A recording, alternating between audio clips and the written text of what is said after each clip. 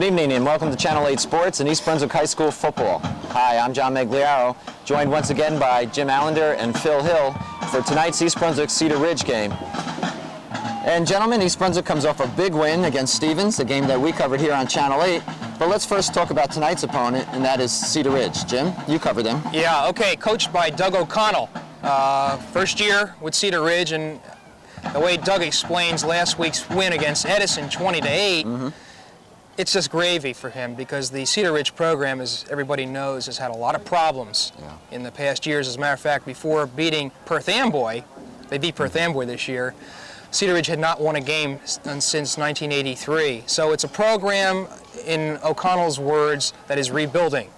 Okay. And they're out to prove something tonight. East Brunswick would represent a big win for Cedar Ridge. They're excited. They still think that they have to rebuild, but all in all, it's already been a satisfactory year for Cedar Ridge, and anything else after that is icing on the cake. Okay, Phil, East Brunswick, you know, as we said, a big win against Stevens. I think the question now is, are they up and ready to play Cedar Ridge? They are up and ready to play. I talked to Marcus Borden, and there's no chance of a letdown. He says that, first of all, they still have an outside chance at a wild card for state playoffs, and that's what the team knows coming into this game. So they're going to be playing all out. They realize that Cedar Ridge has beat Perth Amboy. They realize that Cedar Ridge played J.P. Stevens an excellent game, and then they came on and beat a good Edison team. So they're not going to be looking past Cedar Ridge or taking it easy on Cedar Ridge. They're going to come out playing. They still have a lot to prove. Marcus Borden says we're a young team, and maybe many young teams would be satisfied to be 4-2-1 at this point. Not them. They expect it to be in the state playoffs. Okay. Any injuries that we need to note? No injuries. No injuries at all. Nothing out of that. I'll have to add something. I understand that Dave Potter, the wide receiver, the tight end for East Brunswick, had nose surgery this week, and he will not be available. So that's one we just found out tonight. Okay, so it's East Brunswick, Cedar Ridge. East Brunswick still hoping to possibly qualify for a playoff berth. As we get ready for action, let's keep in mind that East Brunswick comes in at 4-2-1. Now let's go down to the field.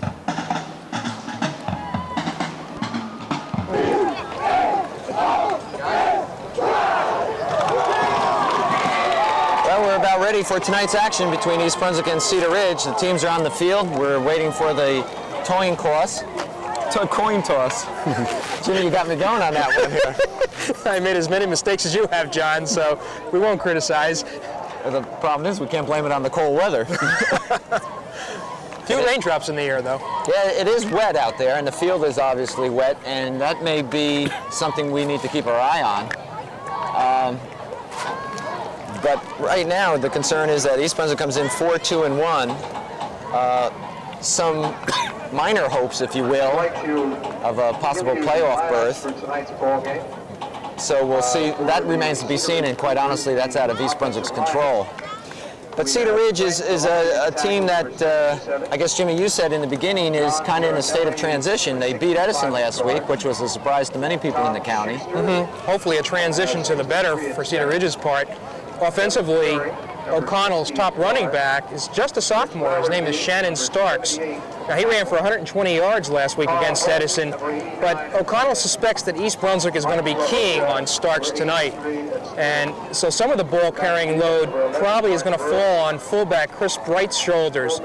He ran for 50 yards last week. Now, they have a quarterback by the name of Mark Berg, who is a senior, and he really didn't have any experience up until this year because Kevin Egan had been the quarterback up to that time. But with 6 games under his belt, I don't think that's no longer true, just as we no longer can say that Brian Forte is inexperienced, even though he is a sophomore. But going back to Berg, O'Connell says he's an adequate type of passer who throws mid-range, and what that tells me is you're not going to see the long pass by Cedar Ridge tonight. But they do have a top receiver by the name of Don Minato. He's a flanker who's caught about 3 touchdown passes. So offensively, Cedar Ridge does have some tools, but I have to wonder whether or not they're going to be able to even put points on the board tonight against East Brunswick. All right, speaking of East Brunswick, Phil, did you get any indication from Marcus Borden that he was going to do anything different, or are we going to see any new wrinkles? We may, but I don't think he has to show anything new. He's been very versatile this year. They've shown plenty of different stuff all through the year, so I think they're pretty much going to go with that. I think we're going to see an exciting game. All right, so it's East Brunswick Cedar Ridge. You can see Ted Pazinko and Ken Pruss out at the center of the field. They're representing East Brunswick. John, if I can talk a minute, if we have some time, defensively for Cedar Ridge. They're a little more aggressive this year, and I think their strong point has to be pass defense, and perhaps they'll get an opportunity to show how good they are. Ed Eichenbaum is a senior who's had 3 interceptions, including one that set up a winning touchdown. That was against Perth Amboy early on. And another sophomore, Tarek Marshall, started last week, and he came up with 2 interceptions, one of which also set up the winning score. Sean Scully, Mark Coaster are the linebackers, and Lee Allen is a big defensive tackle. Okay, East Brunswick has won the toss, and they'll receive. They'll be in their home green jerseys, and they'll be moving right to left on your screen.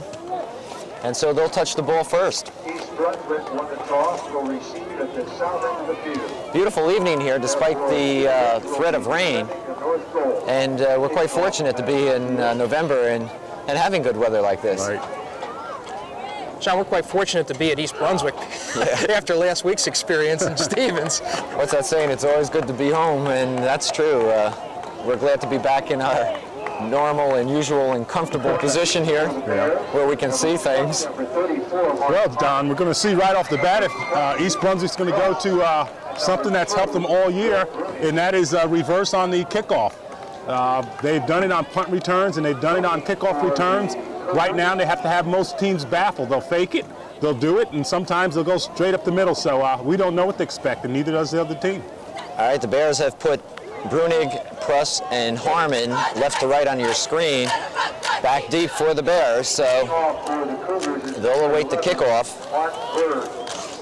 And Mark Berg, I believe, will also do the kicking. He's the quarterback for Cedar Ridge. And we're just a few seconds away, start of the game. It's a low kick. Harmon will field it at around the 17. Harmon will bring it up close to the 35-yard line, and the Bears will take over 1st and 10. John, let's set up offensively for East Brunswick. Left tackle is going to be Don Sofoconic. Gene Kammerer, left guard, Larry Novak, center.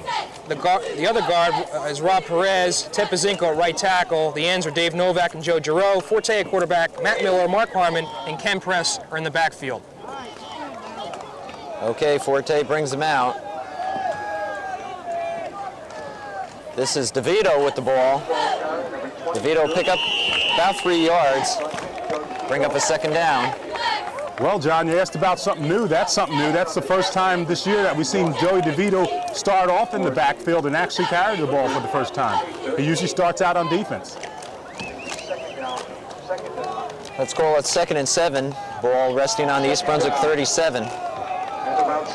We've just started action here at East Brunswick High School. And Forte will look to throw. He's got some time. He has Pruss wide open and just overthrows him. I see that Jeff Hoyt, number 4, is starting for East Brunswick, or is playing. Of course, we saw him last week and had a number of very key catches for East Brunswick in the J.P. Stevens game. I think something we need to watch tonight is whether Cedar Ridge's defensive backfield can contain that passing game of East Brunswick. All right, Forte, 3rd and 7. Drops straight back, plenty of time. Looking deep, he's looking for Hoyt, and just overthrown. Fine arm there by Brian Forte. 4th down for the Bears, and they'll punt.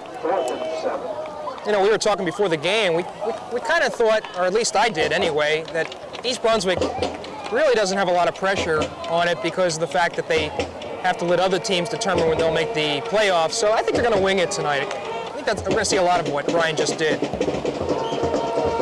Forte will do the punting.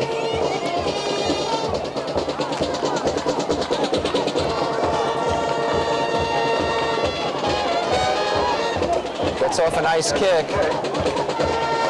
Cedar Ridge man fumbles it out of bounds inside the 20, around the 19. That was Shannon Starks, their key running back. Couldn't hold on to the ball, so Cedar Ridge will take over on its own 19. Defense for East Brunswick. Zinko, Brenowitz, DiGiovanni, Novak and Sean Smith will be on the front line with Rob Schaefer, Joe DeVito, Matt Miller at the linebackers. Billy Brunig, Dave Novak, Ken Pruss, and Rick Oken will be in the defensive backfield.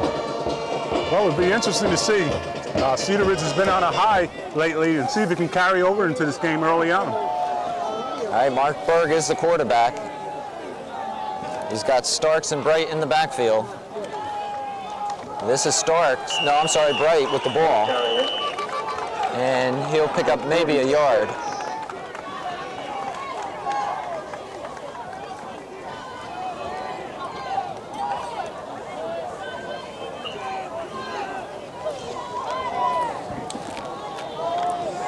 Chris Bright with the ball. Bright got back to the line of scrimmage, so it would be 2nd and 10 for Cedar Ridge. Instead of 41, which is in the program. In the 2nd down and 10.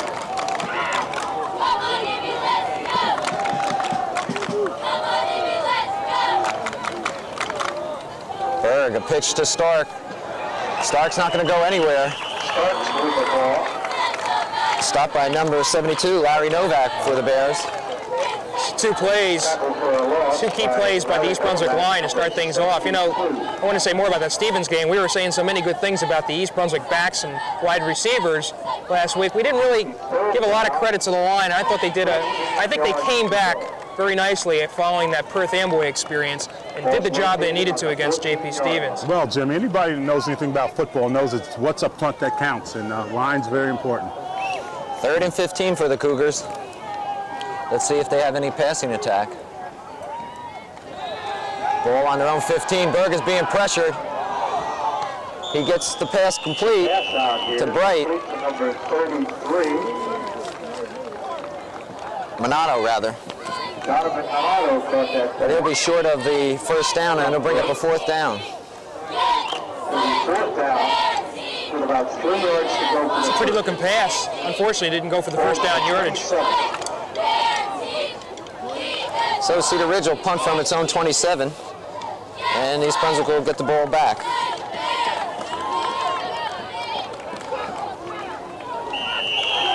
And the flag is thrown, and I think it'll be against the Bears. Number 40, Rick Okan, a little eager to get in there. Gives him a 1st down, unfortunately. Cougars a 1st down. So on the penalty, the Cougars will have a 1st and 10. The ball on 32-yard line, their own 32. Of the Cougars.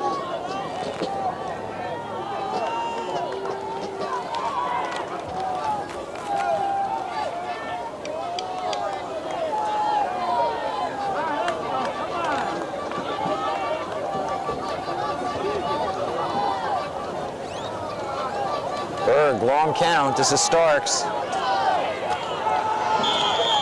And Starks will pick up about 5 yards. I'll tell you, this Starks is only a sophomore, but he's got good speed, and you just can't help but thinking that the teams that have ever hurt East Brunswick in the last 3 years have been the teams with the speedsters. So they got to contain that young man. John, one thing I've noticed in just the first couple of minutes, Cedar Ridge just appears to have more stability and a little more poise. It used to be they couldn't execute an offense well. This is a different team. All right, 2nd and 3 for the Cougars. The ball on their own 40. This is Stark once again. He'll be close to the 1st down. Starks with the ball. Let's see where they mark it. Off the left side. Up for another 1st down. And it's a 1st down for the Cougars.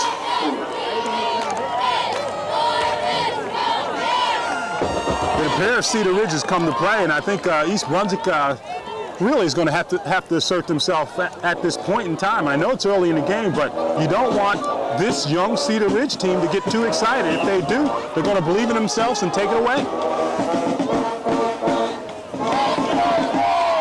That's something we were talking about before the game, Phil, and that is East Brunswick tends to play up to the potential of their opponent. And we'll see. 1st and 10 for the Cougars on their own 43. No score in the game. We're still in the 1st period. This is 46. That's Bright. Bright picks up the 1st down and more.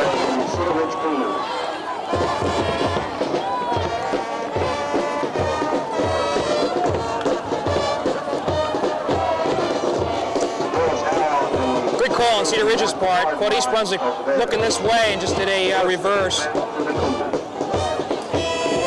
Well, the Cougars move it into East Brunswick territory with 8 minutes to go in the first period, no score, but they're on the move. And I think you're right, Jimmy. This is a more disciplined Cedar Ridge team.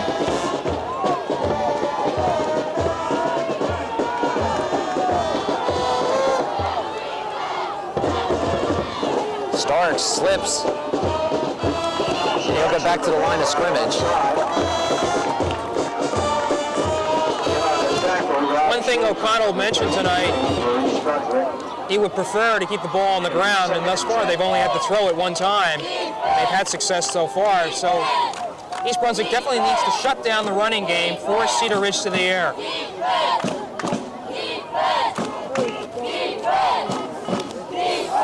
All right, let's call it 2nd and 10.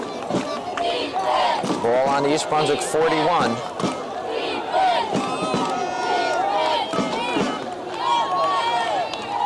Berg on a delay to Stark. Stark will pick up 5 yards. Takes it forward for about 4 yards. As it was Stark, number 24. Tackle that for a 5-yard gain. Jimmy, this is the same team that played J.P. Stevens nearly scoreless the first half. This team has grown over the past few weeks, and they starting to believe in themselves, and they know how to come out in the early in the first half. Holding on to a lead has been no problem. It'll be a 3rd and 5 situation for the Cougars on the East Brunswick 36. And we have movement against Cedar Ridge, so that'll back them up 5 yards. There's a flag on the play.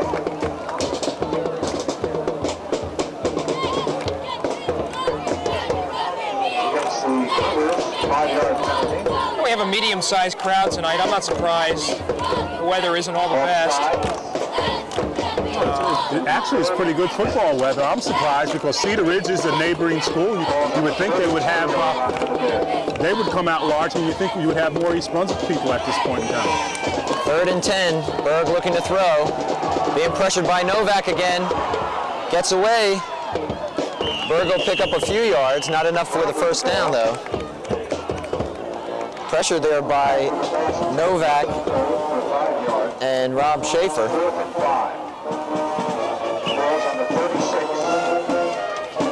Well, I can't help but think back to that 5-yard penalty about 3 first downs ago when East Brunswick had Cedar Ridge kicking deep in their own territory. Now they're going to punt and probably pin East Brunswick deep in their own territory.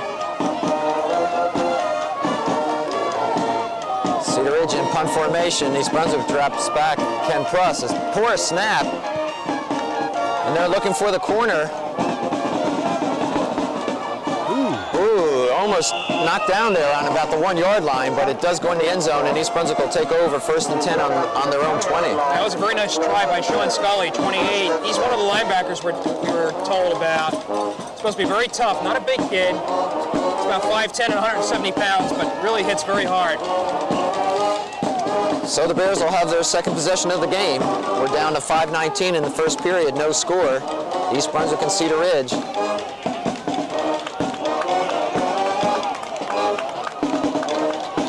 Forte pitches to Harmon. Harmon's got a little running room. He breaks through. Mark Harmon. Harmon into Cedar Ridge territory.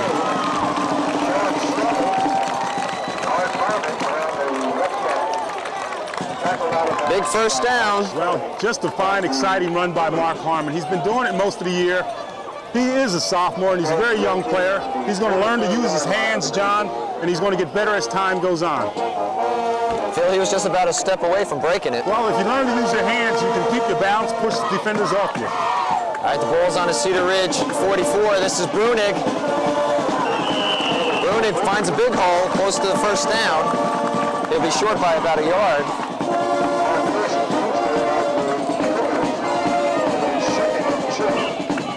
You know, in that first series, East Brunswick went to the air. I'll tell you what, I think if East Brunswick can establish its running game, they won't have to throw tonight because they have the tools. You're right, Jimmy. Let's call it 2nd and 2 for the Bears. Ball on the Cedar Ridge 36. Little confusion there, but it's handed off to DeVito. DeVito falls across the 35. may have enough for the first down. Let's see where they mark it. He's going to be short. He's going to be short by about a yard. Yeah, that's just a little mix-up there. It wasn't much of a mix-up, but enough to throw them off balance. Again, DeVito hasn't been in that backfield that much this year, and I think time and stuff was off just a fraction. 3rd and 1.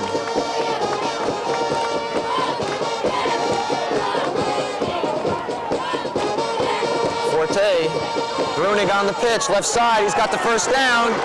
Brunig's fighting his way. He's inside the 20. Nice call, huh, Phil? Flo goes to the right side, pitches to the left, makes big yardage. Well, they're just trying to keep Cedar Ridge off balance. I personally feel they seem to have the tools to do just about anything they want to do. And they just have to assert themselves, show some intensity, and go on and play ball. Ball is spotted at the Cedar Ridge 16, 1st and 10. 3:44 to go in the first period. Harmon, he's going to be tripped up at the line. And I think the thing that we can note about a team's ability to run like East Brunswick is doing right now is that it sets up the pass. And Forte has just excellent passing ability. So we might watch for a pass on this play right here with a 2nd and long yardage. Ball still on the 16-yard line. Well, maybe that was planned, that first series where East Brunswick threw deep and then came back the second series with the running attack. The Bears will have a 2nd and 10 on the Cedar Ridge 16.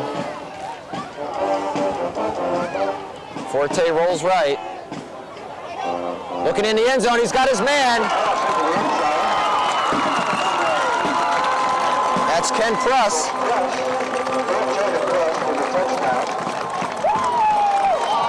East Brunswick's on the board, 6-0. I don't need to comment on that. I think you can see that for yourself. Boy, that was just a wonderful pass. Russ got himself open, and Ryan just drilled it to him.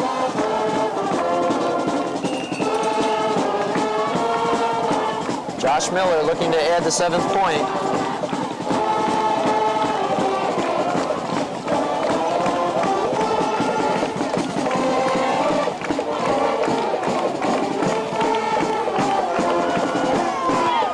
Is up and good. So it's East Brunswick 7, Cedar Ridge nothing with 2:59 to go in the first period.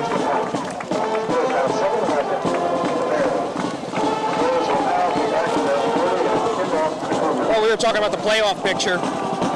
I'll try to illuminate just a little bit here. There are a number of teams in playoff position in Central Jersey Group 4. Among them Trenton, Franklin, J.P. Stevens, Middletown North and Middletown South. I believe Howell is in there, Madison Central, Franklin Township. What needs to happen is at least all but 3 of those teams need to be eliminated or have less than 6 wins by the cutoff date, which is 2 weeks from now. And then if a 4th team is needed, East Brunswick, by virtue of quality points and power points, would probably be the team most likely to gain that 4th spot. So it's not a matter of what East Brunswick does, although they do have to win both games. It's more a matter of what the other teams do, and that's the uncertainty of this. Well, that's some hope, Jimmy, and that's enough to keep this team alive and should keep this team very sharp. Josh Miller will kick it off for the Bears. They're on the board first. Miller's been averaging something like 50 yards for each kickoff, getting it consistently inside the 10-yard line, John.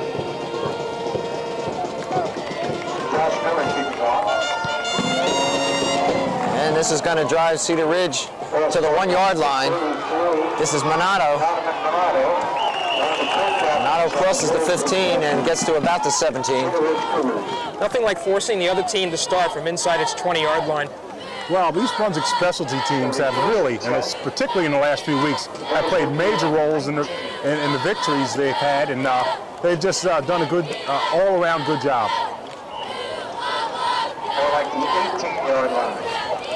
All right, the ball is spotted on the Cedar Ridge 18, and again they're in the hole in terms of field position. Mark Berg, still the quarterback, number 11. Berg gives it to Starks. And Starks picks up about 4 yards. I'd have to agree with you, Phil. He looks very good for a sophomore. He's a sophomore, and he showed some stuff against J.P. Stevens, and if this kid gets a step, he can go. 2nd and 4.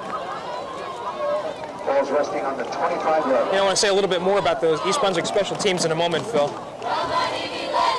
Cougars will be facing a 2nd and 4. And we're down to about 2 minutes and 10 seconds left in the first period. They trail 7-0.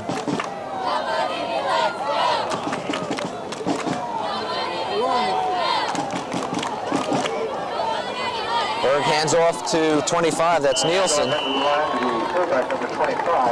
Nielsen will pick up a yard, bring up a 3rd down. Well, if Cedar Ridge is not able to make the first down, it's going to force them to punt. I understand that Marcus Borden on the punt return will call a play shortly before the ball is kicked. So East Brunswick has some options, and I think that was how the last touchdown resulted from J.P. Stevens last week. Cougars 3rd and 3 on their own 26. Stark slips and he's down, and they're going to be short of the first and have to punt the ball away. Okay, a good defensive effort by East Brunswick's defense. You got to like it. Aided by the weather there, the field. First time that's been a factor tonight. The Bears will drop Preston Brunig back once again.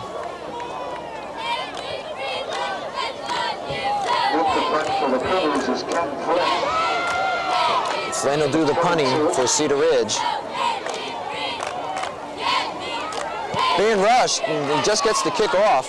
Russ calls a fair catch at about the 44-yard line, his own 44, and that's where the Bears will take over for their 3rd offensive possession. I think you see right there the value of a quality kicking game. Miller able to get off a deep kickoff, and Cedar Ridge advancing it out to just about the 17-yard line. Couldn't convert on the first down, had to punt. East Brunswick has a first down on its own 45.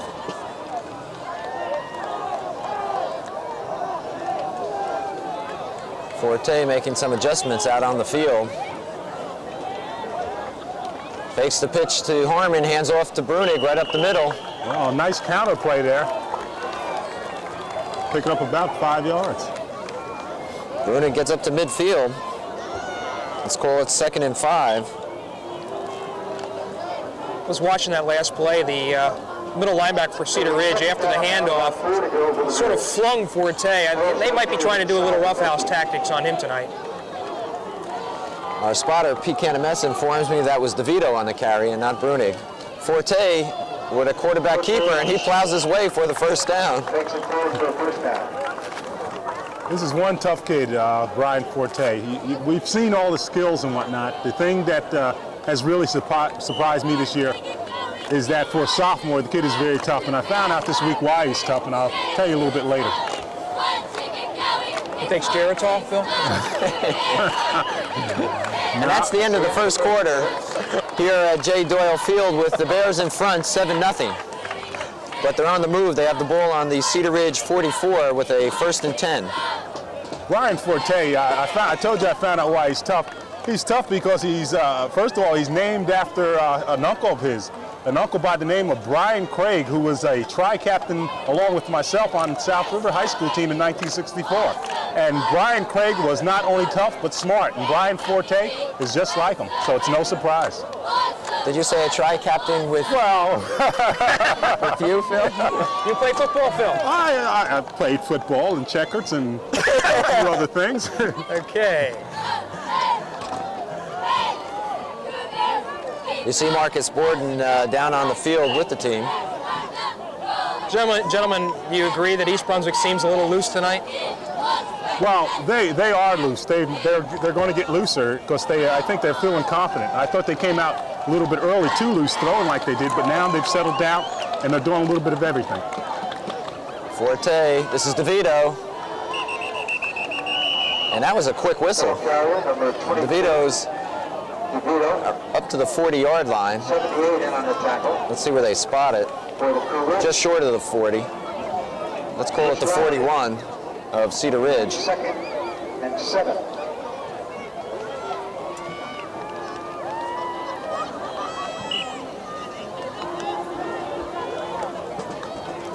That'll bring up a 2nd and 7.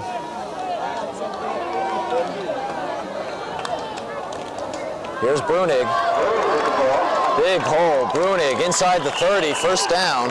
Well, you called that, John. A big hole on that left side. If you watch Bill Brunig, he almost instinctively, anytime he's hit, he spins. And he usually picks up 2 or 3 more yards. And sometimes breaks away for a lot more yardage. He's a fine runner. It was Sofo Konich and Kammerer on the left side for East Brunswick, making the hole. First down on the Cedar Ridge 28. Bears in the lead, 7-0. Here's Harmon. Harmon spins his way, pick up about 9 yards. Phil, I noticed East Brunswick's using a variety of running backs tonight. Well, you know, I was just thinking, John, Marcus Borden hasn't given up on this year, but you can almost see that he's getting ready, getting some of these younger players ready for next year. Joey DeVito, you see more offensive action. He knows he's going to have to use him quite a bit next year, so he's getting them more experience right now. All right, DeVito and Brunig are in the backfield with Forte. 2nd and 2 on the Cedar Ridge 21. Forte's going to throw. Plenty of time. Looking for Hoyt just over his head. Hoyt had a little trouble with his footing. With his footing, exactly. It might have been over his head anyway, but Hoyt tried to make the stop to catch the ball, and his feet went out from under him. It'll bring up a 3rd and 2 for the Bears. Still at the 21-yard line. We haven't seen Matt Miller. Is there a problem with Matt? I mean, an injury problem that we know of? Not that I know of. Okay. This is Harmon. Harmon's inside the 20. He should have the first down. Let's see. Harmon with the ball into the middle of the line.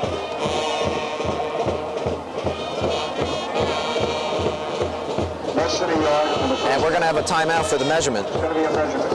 Right there.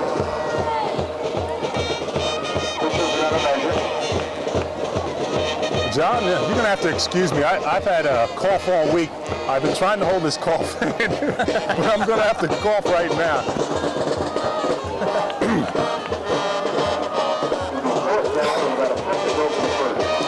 All right, that'll bring up a 4th down. Harmon was short. 4th and about a foot.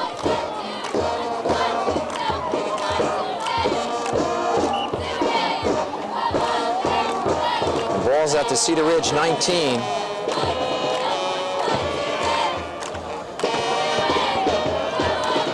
That's Brunig and DeVito in the backfield. This is DeVito. He's got the first down and more.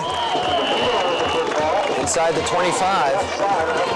Joey DeVito getting an opportunity to run the ball now more. You're right. I've seen Miller on the sideline there next to Marcus Borden. Close to the 13-yard line. As yet hasn't entered the game.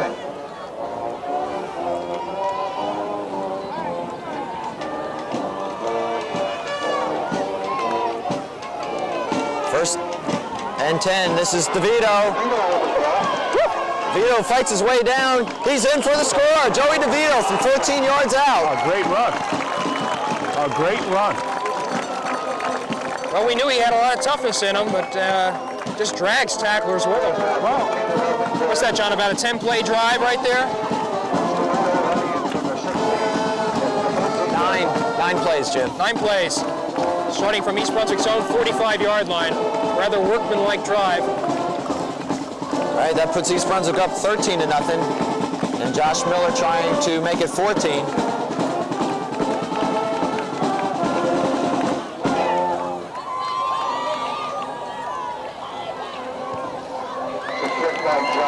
And he does, and East Brunswick is now in the lead 14-0 with 9:32 to go here in the second period. when you look at that, when you look at a run like Joey DeVito just had, and realize that you know, he's a player that they have on defense or on the sidelines that they use when they get ready to use him, that they don't have to use him. It tells you something about the quality, overall quality of this young East Brunswick team. Yeah. And they're going to be something to reckon. Right. One thing I think we have to make clear, though, I asked Borden during the week, you know, with the season kind of like pretty much determined now as far as playoffs, do you want to start to use more young players? And he says, no, that's not the case. He has a lot of good seniors, and they're going to continue to play also. So I don't think we want to make any assumption that Borden is going to substitute his seniors for young players. Okay, so Cedar Ridge finds itself in a hole right at the moment. They're down 14-0. And it remains to be seen whether they have the type of offensive attack to put them back in this game. John, I think what it tells you is they're going to have to put the ball up in the air now. So the East Brunswick defensive backfield gets a chance, which I think they're going to relish tonight. There's Josh Miller with the kickoff. This is Starks from the 5-yard line. Starks gets up close to the 20. It'll be 1st and 10. DeVito on the tackle. He's come to play tonight. Of the Cougars.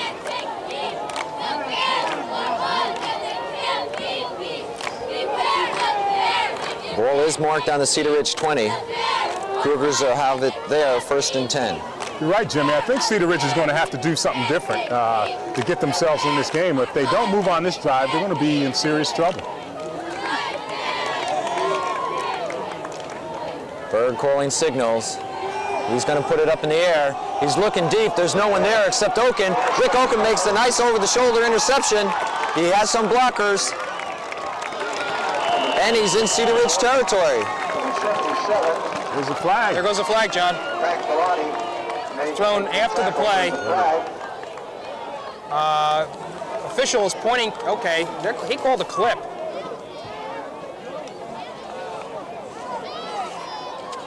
It'll still be East Brunswick's ball. You know, it really bothers me that it seems like every punt return this year, we're looking for flags, and I don't know if that's an indication of whether the officials are calling it more often or what the case is. So it'll be 1st down now and 10. Well, I guess we'll have to assume that the officials are calling what they say, Jimmy. All right, the ball's moved back to East Brunswick 47. Rick Oken with an outstanding interception. It'll be 1st and 10 for the Bears. Cedar Ridge trails 14-0. We have 8:45 to go before halftime. This is Harmon. And that East Brunswick line is just opening up tremendous holes. Harmon moves into Cedar Ridge territory. It'll be 2nd down and 3. Ball's on the 47 of the Cougars. Let's call it 2nd and about 3 for the Bears on a Cedar Ridge 47.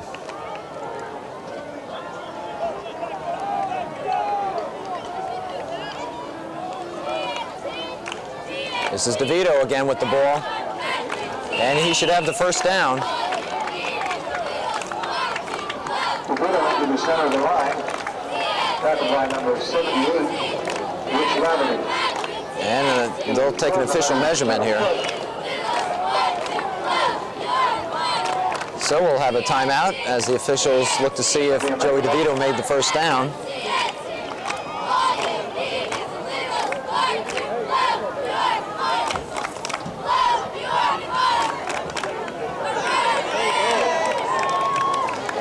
And he's just short. Short by about, Let's call it about a foot.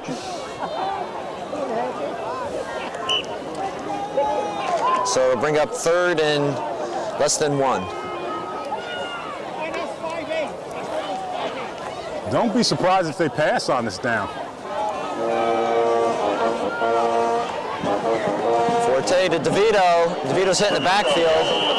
He's going to lose yardage. Maybe they should have, Phil. Cedar Ridge ready for that one. Well, we've seen Marcus Gordon do that before. Needs short yardage on a very small short yardage on 3rd down, and then suddenly go to the air. This time he didn't. Bring up 4th down and let's call it 2 now. We'll see what the Bears do. The ball is on the Cedar Ridge 45. They've made some wholesale substitutions. Jimmy, you're always saying watch Brian Forte when he's in there punting. They may not be ready to give up the ball right now. Well, with a 14-zip lead, probably the safe thing to do. Forte looks to be in punt formation. And yes, he will punt it. Fine kick. But it... Whoa! Did it touch the end line? Yes, the end it did. zone. Oh, that was close. Yeah, I'm sure Brian had that planned all along. It was a fine punt. Excellent punt.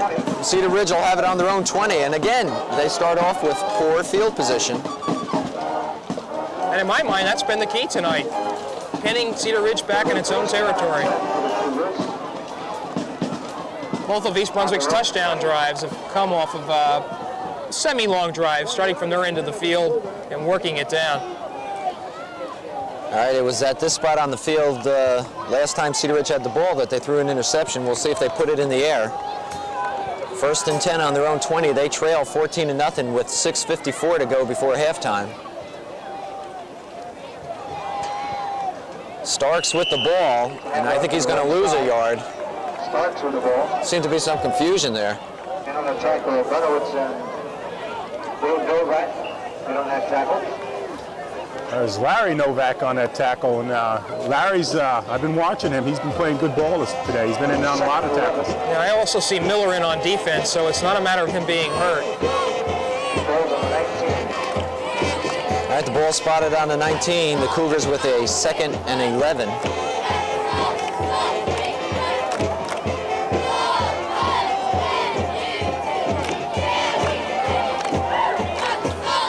A reverse. This is Minato.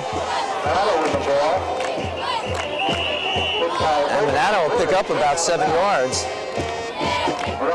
Tom Minato is one of the better athletes on this Cedar Ridge team. He's the captain, and as we mentioned, he's not a big player, but he can certainly make that turn. And I think it was excellent recovery on East Brunswick's defense. Rick O'Con came up nice and smacked him out of bounds, but you're right. The kid that just ran the ball, Minato's a ball player. He put his head down and took it upfield. 3rd and 5 for the Cougars on their own 25.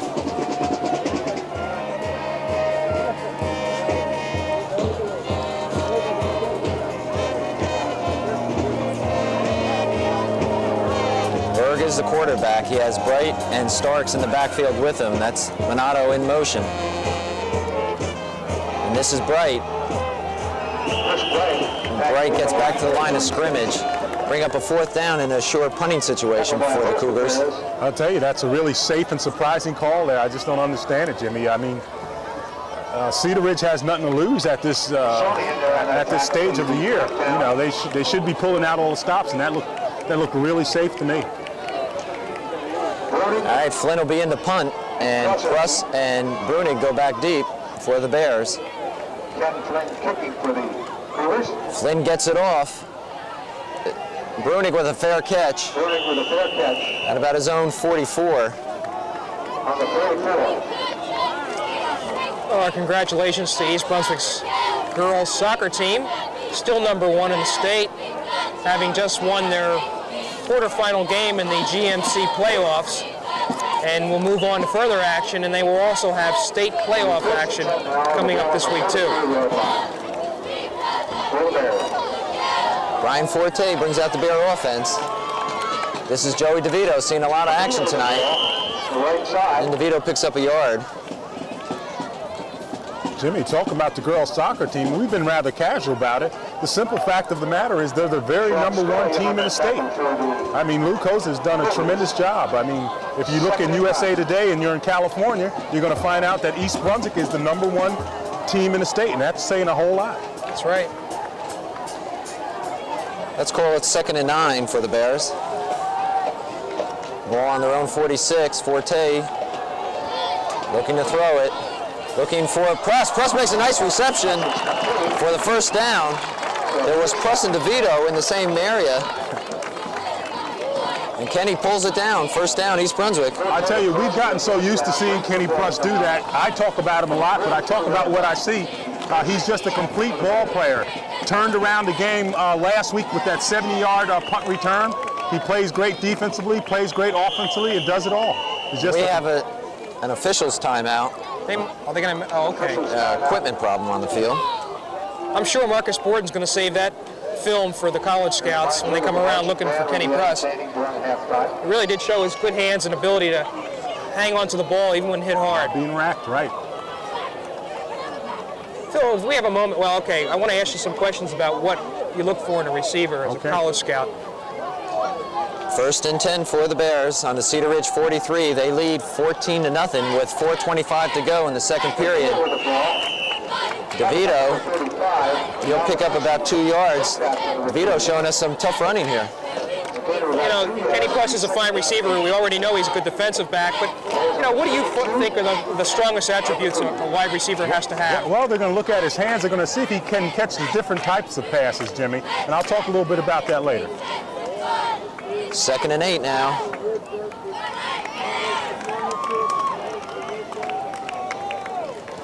Forte drops back, being pressure. He'll roll to his right, directing traffic. He's got a man wide open. That's DeVito. DeVito fumbles the ball. It's going to be picked up by Cedar Ridge at the 25-yard line. East Brunswick's first turnover of the night. Well, but another fine pass by Brian Forte. He did hit his man right on the money. Joey Vito attempted to pick up more yardage. Got hit from the blind side, didn't see it, and the ball unexpectedly got knocked out of his hand. It's part of football. So Cedar Ridge comes up with a turnover and a big break for them. They need to get back in this game. There's 3:30 to go before halftime, and they trail 14-0. Of course, now we can watch Kenny Plus in the defensive backfield, and those same hands are what make him a great safety. First down for the Cougars on their own 25. Berg is going to throw. He's being pressured by Schaefer, and I believe that's Matt Miller.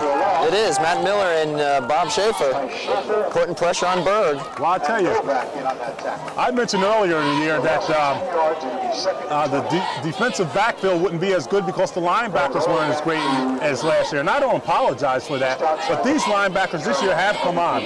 They're young fellows. They got some playing time, and they've done a good job down the stretch. 2nd and 21 for the Cougars, and they're going in the wrong direction.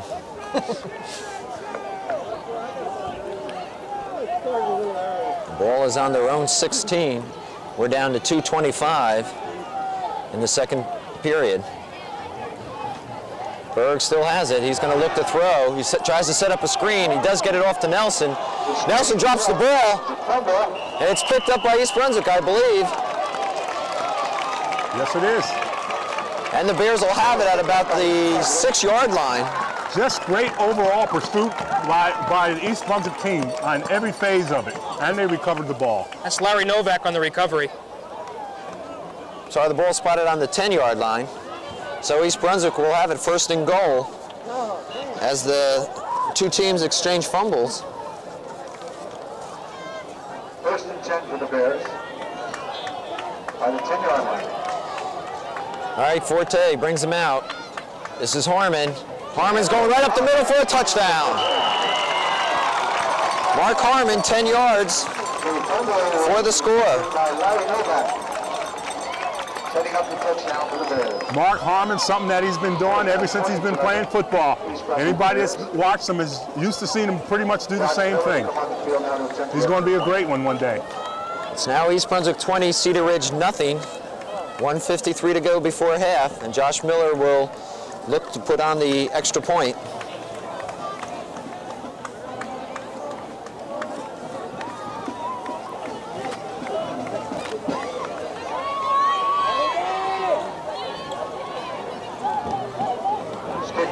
Kick is good, and East Brunswick goes up top now, 21-0.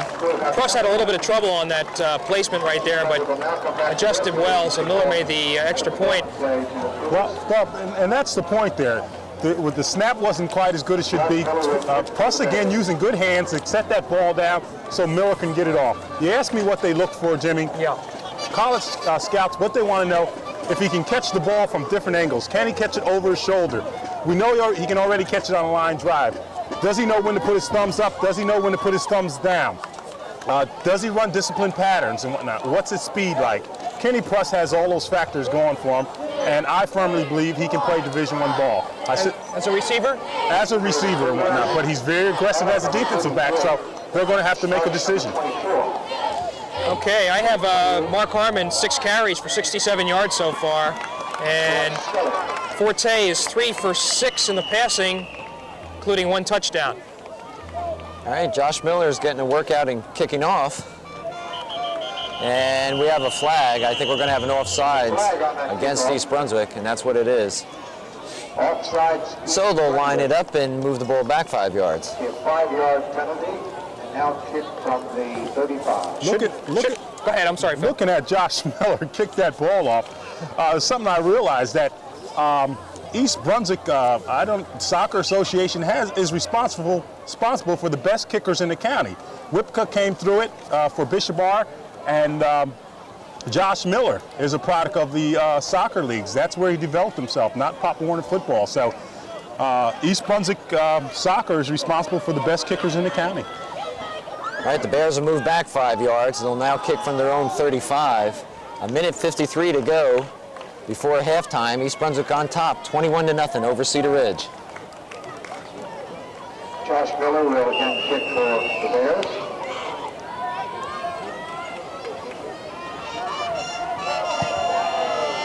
Fine boot. Ball is taken by Ed Eichenbaum, number 26. Ball fielded at around the 5-yard line. He breaks out. One man, it's Josh Miller, and he makes the tackle. Eichenbaum was the runner for Cedar Ridge. So that was the Josh Miller show. Well, and he loves it. I tell you, Marcus Borden said Josh Miller came up to him several weeks ago and asked could he play some defense. He didn't just want to be the kicker, he wanted to play some defense. He got his chance right there, and he's excited. You know, that ball was kicked off in the 35, went to the 4-yard lines, and then, of course, he makes the tackle. Fine individual effort. Yeah, he's a good athlete. More importantly, Cedar Ridge starts off with their best field position of the night on their own 44, 1st and 10, but they trail 21-0. And we're going to have a little razzle-dazzle here. Cedar Ridge, that's number 10, that's Al Giles, the backup quarterback.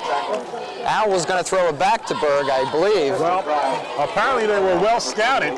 He was attempting to throw it back, but the East Brunswick player was right in that area there, prohibited him from doing it. About 6 yards. All that, and Giles picks up about 6 yards, and we're under a minute to go before half. Second The down. ball is at the Cedar Ridge 48. We'll call it 2nd and 4. Why is Cedar Ridge not stopping the clock? 21-0. I don't know if it's really going to matter at this point. Cedar Ridge is in a shotgun formation now. This is Berg. He's being pressured.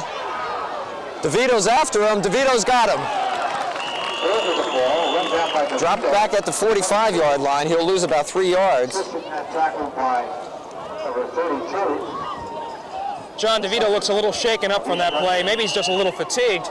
Okay, Cedar Ridge finally calls up timeout. Down and close to 10 to be timeout Cedar All right, DeVito made the tackle, but he was not alone. That was Larry Novak once again, joining Joe DeVito, putting the pressure on Berg.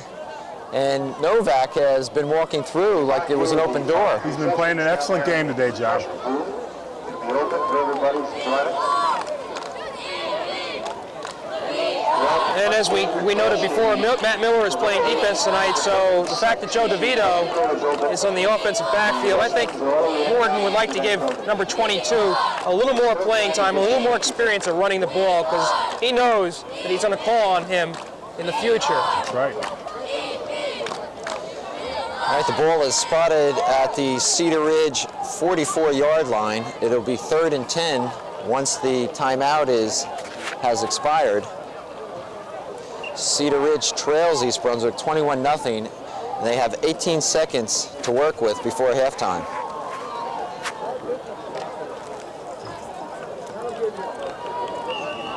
Do you throw the bomb here? What do you have to lose, really? Well, you saw the last time that Berg threw a long pass. It was intercepted. All right, Berg is in shotgun formation once again. He's got some time this time. He throws it over the middle, and Oken almost had his second interception of the night. In and out of his hands. That'll leave the clock with 13 seconds. I'll tell you, Rick Oken turned at the very last second and found the ball up in his face and almost made a great catch. Yeah, I think the intended receiver, Jim Nielsen, the ball went through his arms, and I think it was just enough to throw Oken off. That brings up a 4th and 10 for the Cougars. And it looks as though they will punt. Flynn is in.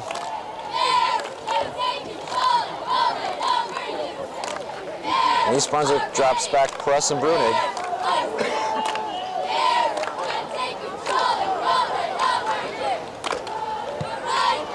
Again, gets off a better kick this time.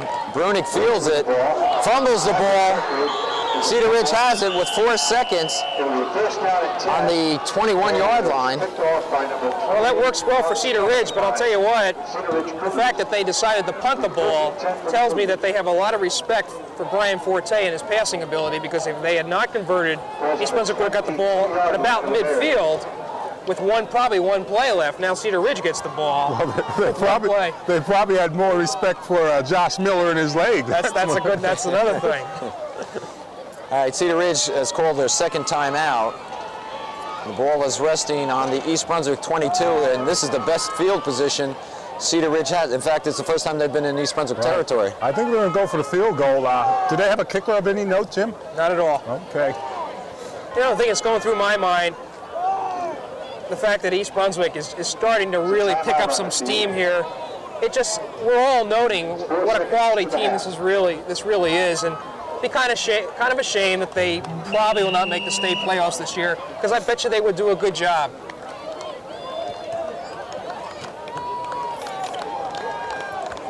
All right, the Cougars will come out. They have 4 seconds, and in fact, they have one play. They're going to go for a field goal. This is Mark Castatanio, and it's blocked at the line. It's picked up at Allinder half. Dave Novak picks it up. The ball is blocked at the line of scrimmage, and that'll be it for the first half here at East Brunswick. The Bears in the lead, 21-0. 589-877. 589-877. The East Brunswick High School marching band will now be entering the field. Well, as we see the teams march off for halftime, East Brunswick in the lead, 21-0. Jimmy, let's talk about Cedar Ridge. What can they do? Do they have that kind of firepower? Do they have that kind of talent to really get back into this game? Oh, I think we said on top, Cedar Ridge wanted to establish its running game, and they simply haven't. East Brunswick is playing very aggressively tonight. I don't think they have the tools to turn it around the second half. East Brunswick's just playing too well. Phil, East Brunswick is playing too well. They're playing very well. They've only had one turnover and have capitalized on almost every opportunity that they had. They're doing what they really want at will. Yeah, well, actually, they had 2 turnovers, but Cedar Ridge hasn't done anything with either of them. They're loose. They're loose right now, and they're feeling confident and they're flowing. And unless Cedar Ridge comes out the second half with something totally different, they're not going to stop this East Brunswick team. All right, that's it here at halftime. J. Doyle Field, East Brunswick in the lead, 21-0. And we ask that you stay tuned for the fine East Brunswick High School band.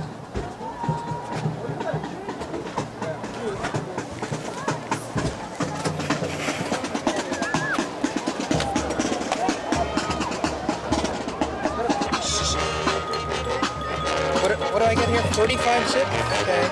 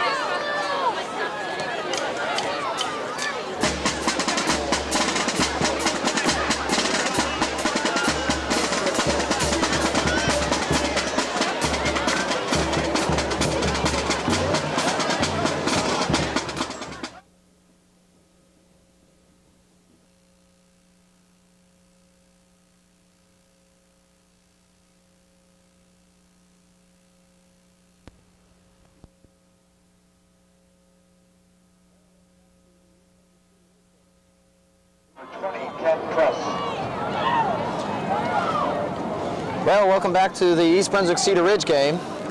East Brunswick's in the lead 21-0 as we start the third period. A game that really is one-sided, to say the least. But a good game for East Brunswick. We're seeing a lot. We're seeing a lot from Joey DeVito.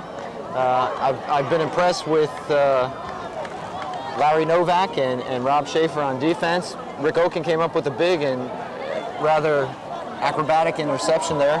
So a lot of good things happening.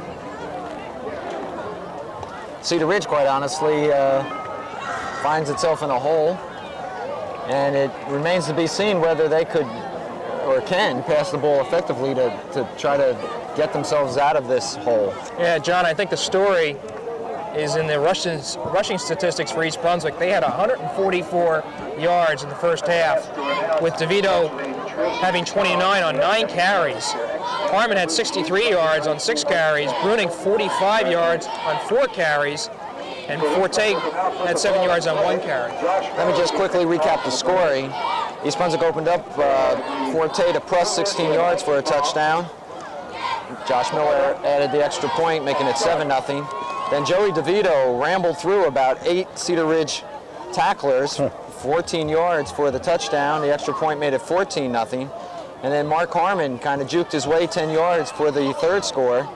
And again, Josh Miller with the extra point, making it 21-0, and that's where we stand as we start the third period. Josh Miller kicks it off. This is going to be Minato at about the 1-yard line. He's got some room. Brings it up close to the 35-yard line. So Cedar Ridge will start this third period with decent field position compared to what they had in the first half. Okay, more first half statistics. East Brunswick enjoyed a 9-3 edge in first downs. As I mentioned, 144 yards rushing, 44 yards passing on 3 for 6 by Brian Forte.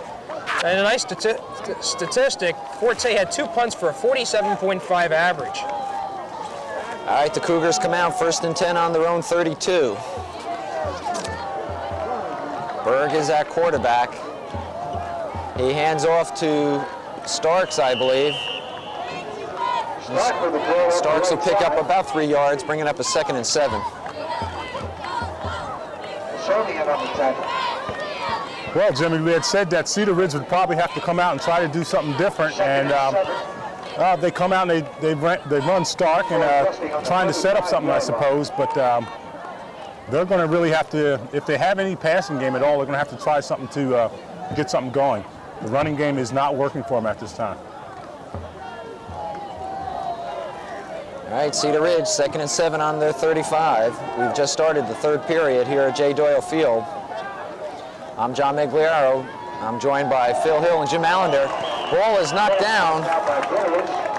Number, I didn't see, was that Brenowitz. Scott Brenowitz, 65, right. Okay. In fact, Scott could have picked that off. I mean, that ball was about shoulder high. Sure. He would have been in the books with Ted Bazinko. You know, Brenowitz was one of a number of two-way players for East Brunswick toward the beginning of the year, but Borden electing to put him on defense exclusively and utilize some of his fine young players on offense. And I think it's a benefit to East Brunswick to be able to use two-way players. All right, a 3rd and 7 now for the Cougars. And we're going to have a flag. Somebody caught leaning. Offside, East Brunswick. Crossed into that neutral zone. So the ball will be moved 5 yards, bring up a 3rd and about 3.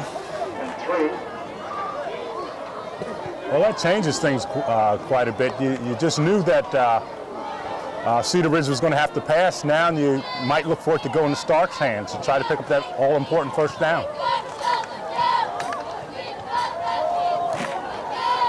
3rd and 3 for the Cougars. This is Starks. You called it, Phil. He's got the first down.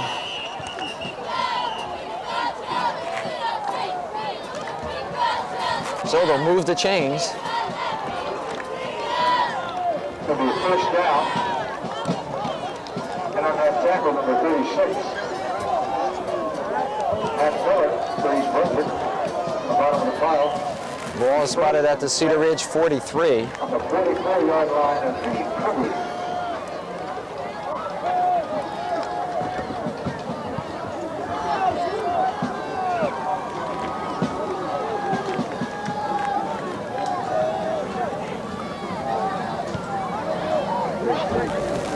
Berg, this is Bright with the ball. Bright with the ball on the right side. Picks up about 3 yards. Mike Hack. And Larry Novak in on the tackle. John, at halftime we were talking to Brian Forte's father, Peter, and he tells us that Brian Forte, up until his freshman year, was a quality soccer player.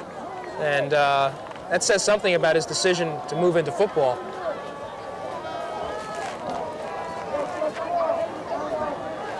All right, 2nd and 6 for the Cougars. The ball on their own 47.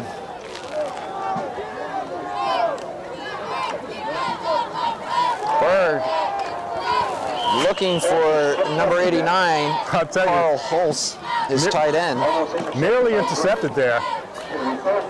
I think that was Brunegg, was that? He put on a good fake as if he had caught the ball, but actually it had hit the ground. A good try, though. You know, we can criticize Cedar Ridge's passing game, but a quality passing game comes as a result of a good running game. Cedar Ridge is not running the ball well. East Brunswick can do anything at once. Well, so there's no flow in this. You can look for number 33, Minato, here. They need to get something going, and he seems to be the best receiver, so we'll see.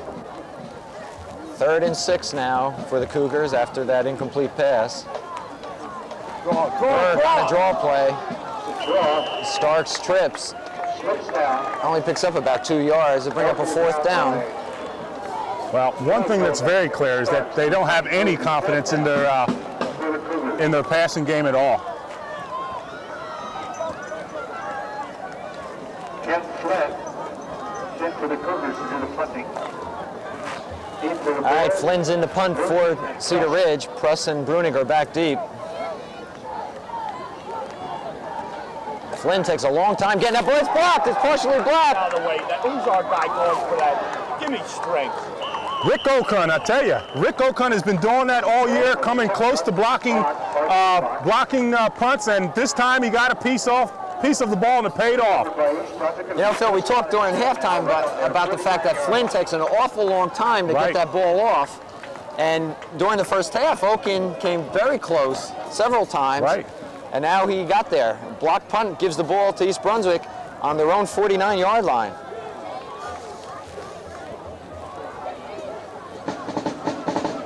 Forte with the key on the right side. And on a tackle. I want to mention that yelling that you heard on that block punt. John Emery, their offensive coordinator, was standing next to me. Got a little excited and forgot that we were broadcasting. And John has gone down to below us now.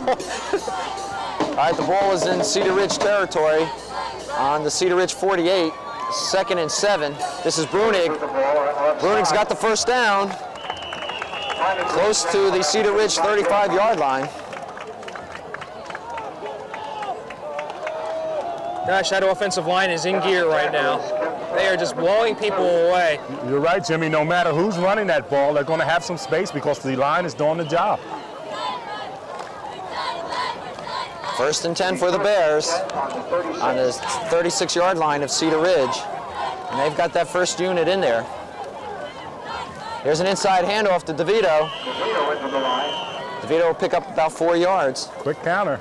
I'd like to mention that offensive line once again. Don Sofokanic, left tackle. Gene Camero, left guard. Larry Novak at center. Rob Perez, right guard. Ted Pazinko is a right tackle. Dave Novak is the blocking tight end. And split end is Joe Giroux. Of course, we have Forte in a quarterback with Mark Harmon, Ken Pruss, and Joe DeVito. All right, it'll be 2nd and about 7 for East Brunswick. They're in an I formation. The pitch back is to Brunig. Brunig picks his hole. He's still on his feet. Bill Brunig's going to score. Woo! Touchdown, East Brunswick. Brunig goes about 34 yards for the score. And Phil, you mentioned his spinning ability. Exactly. I pointed out the first half, he has that knack of once he gets hit, he always takes that spin, and usually picks up a couple more yardage. This time he did that spin, picked up fine yardage, and went in for the touchdown. Bill Brunig. Thought you saw a little bit of everything for East Brunswick on that play right there. Bruning's spinning ability, his speed, his toughness in avoiding tackle and hitting once he gets hit. And also that offensive line just charging to the right here and making a nice opening for Bruning to go all the way. It looked like the USC formation, that deep I formation, where Brunig is, the ball's pitched to him, and then he reads the blocking and picks a hole. All right, Josh Miller looking to add point number 28. And that he does. So it's now East Brunswick 28, Cedar Ridge nothing, with 7:34 to go here in the third period. Quite frankly, I don't think they show any signs of stopping either, unless Marcus Borden calls off the dogs. The Bears. The Cubs. Jimmy, looking at that run by Bill Brunig, I bet you, let me try this one on you. Can you tell me who has the longest run from scrimmage in East Brunswick's history? The longest run in East Brunswick's history from scrimmage. Right. I can't answer that one offhand. All right, let me say this. If there's anyone in our audience who knows the answer to that question, all they have to do is call the studio following the conclusion of this game, and they will win one of our Sports Talk hats, provided courtesy of the East Brunswick Friends of the Library. So if you know who holds the record, the East Brunswick record, for the longest run from scrimmage, call at the conclusion of this game. Well, I know. Can I call him? I hope you know. And the winner will get one of our Sports Talk hats. All right, Eichenbaum and Addo and Starks are deep for the... All right, Josh Miller, a busy night tonight. For the Bears. Doing a lot of kicking off. A low kick, but it's still around the 7-yard line. That's Eichenbaum. And he's out around, he's still on his feet. I thought he was down there for a moment. He's around the 25-yard line. Still on his feet down there to... Mark Rulo on the kickoff team for East Brunswick. He's the one that got down there first, slowed that fella up, enabling the rest of the team to make the tackle. Well, one thing for sure, Eichenbach hasn't quit for Cedar Ridge. And that's not to say that Cedar Ridge has quit. But No, I don't think they have. I think they just met a real loose and tough East Brunswick team, and they're finding going tough right now.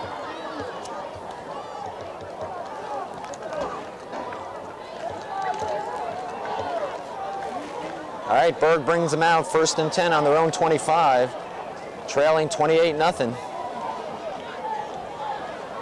Cedar Ridge, Berg looking to throw, looking for Starks, and he throws it behind him. Rick Oakins right there gives Starks a little tap just to remind him. I'll tell you, Rick Oakins has what you call the juice. He's got the juice today. He's ready to play. He's been all over the field today. He's had that interception. He's blocked the punt. He's hitting everybody that comes in his way, and he's got the juice today. He's just ready to play. I'll see if we can pick up some of the new faces that may be inserted into the East Brunswick lineup already. I see 63, Mike Hack, gentleman who is a sophomore. He's over top of the nose. 2nd and 10 for the Cougars. They're on their own 25. Berg will look to put it up in the air. He's being pressured. Matt Miller just missed him. Berg's going to be dropped around the 20-yard line. Tackle for a loss. Well, that original pressure came from that young man you just talked about, Mike Hack, broke through the middle there. And Dave Novak made the tackle, number 38. Side of the field. It'll be 3rd down at about 16. So John, with a 3rd and 16, it looks like Cedar Ridge will have to pass on this play.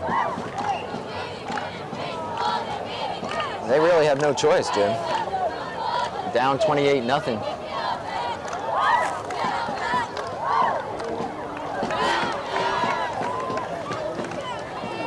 And Berg comes out in shotgun formation. Starks goes in motion. And it's a screen pass over to his tight end, Holst. Straight out there, Matt Miller hanging on his leg. And Holst only picks up about 2 yards on that. Well, it was a nice try by Cedar Ridge. They spread everybody wide to the left and threw back to the short side, but East Brunswick's defense was ready. Right, Miller on the tackle. A very disciplined defense tonight. Everybody doing their assignments well. Miller was the coverage man on that play, and he just stuck to it and was able to make the tackle. East Brunswick going to get the ball in good field position once again. And Preston Brunig dropped back. Flynn will do the punting. He had one block just a moment ago, and Oaken almost gets to him again. East Brunswick will let the ball bound around, and it's going to be called dead. Well, let's see where they spot it. I'll tell you, John, the Cedar Ridge punter has some words for the official. Rick Oaken came in there, and it looked like he almost hit the kicker's foot. The kicker either did a tremendous acting job, or either Rick Oaken got away with something, but the official was standing right on top of the play and didn't call it, so apparently he didn't hit him. Right. Funny thing, the kicker just walked off the field under his own power. Just amazing, Phil. All right, the Bears have the ball on the 44 of Cedar Ridge, 1st and 10. This is Harmon looking to get outside, and he gets back to the line of scrimmage. Lee Allen made the stop for Cedar Ridge. Nice play.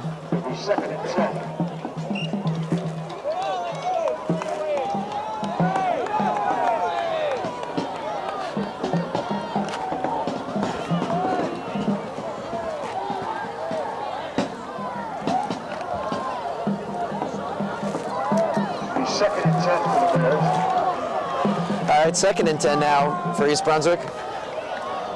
This is Brunig. Brunig squirts through. 1st down. Brunig picks up about 13 yards, and a flag is thrown. I think we're going to get a personal foul. It's going to be against East Brunswick, too. Yeah, that's against Sofokonich. What's the call? Personal foul. There's a holding. Okay, holding. At first, he signaled personal foul.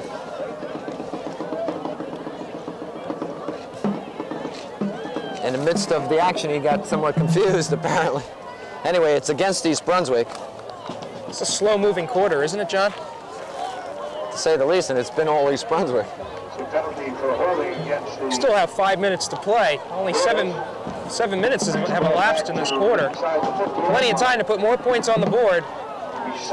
It'll be 2nd and 16 now for the Bears after the penalty. The ball is right at midfield. Let's see if Brian looks to go to the air with this. Nope, it'll be Harmon. Harmon jukes his way through for about 5 yards. Good hard running. He's up to the 45. Cedar Ridge is 45. It'll bring up a 3rd down and about 11.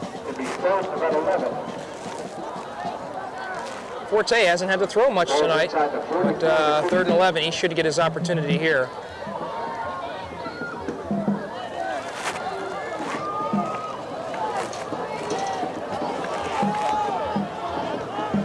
Brian will throw, drops back. He's got time.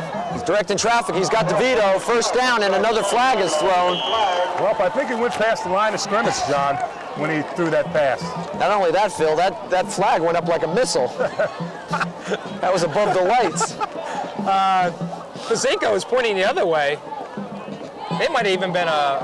No, he did go past the line of scrimmage. That's Okay. the call, Jim.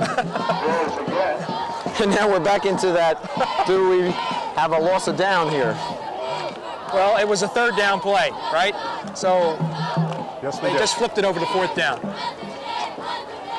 So we've cleared up that controversy that's been hanging over our heads for the last several weeks. You know, let me say something about that passing play. Cedar Ridge obviously was expecting a pass, yet East Brunswick was able to complete it, albeit the fact that Forte didn't go over the line of scrimmage, but that tells you something about what a quality passing game East Brunswick has when they're able to complete the pass when the opponent is expecting it. So there you go, right there. Good point. Starks and Minato are back for Cedar Ridge. This is Forte punting. It's a low punt. Starks lets it go. That ball's going to bound around inside or close inside the 5-yard line. Let's see where they spot it. I think they're going to spot it on the 5. That was a poor decision by Starks. Well, I thought he should have followed the ball a little bit more closely. So Forte gets the benefit of a 55-yard punt, and he averaged, I think it was close to 47 yards in the first half, so that didn't hurt his average any. You know, we're losing sight. I don't think we're losing sight, but we just can't miss the fact that Forte has so many talents. And, you know, we keep on saying so much, but the evidence is on the field. Well, let's tell it like it is. He's the best quarterback that we've seen this year. All right, so Cedar Ridge on their own 5-yard line, 1st and 10. This is Starks, and he'll pick up about 2 yards and no more. Well, apparently Cedar Ridge is not electing to try anything sweet here on this, even though they desperately need points, being down 28-0. And bring up a 2nd and 8. The ball is on the Cedar Ridge 7 now.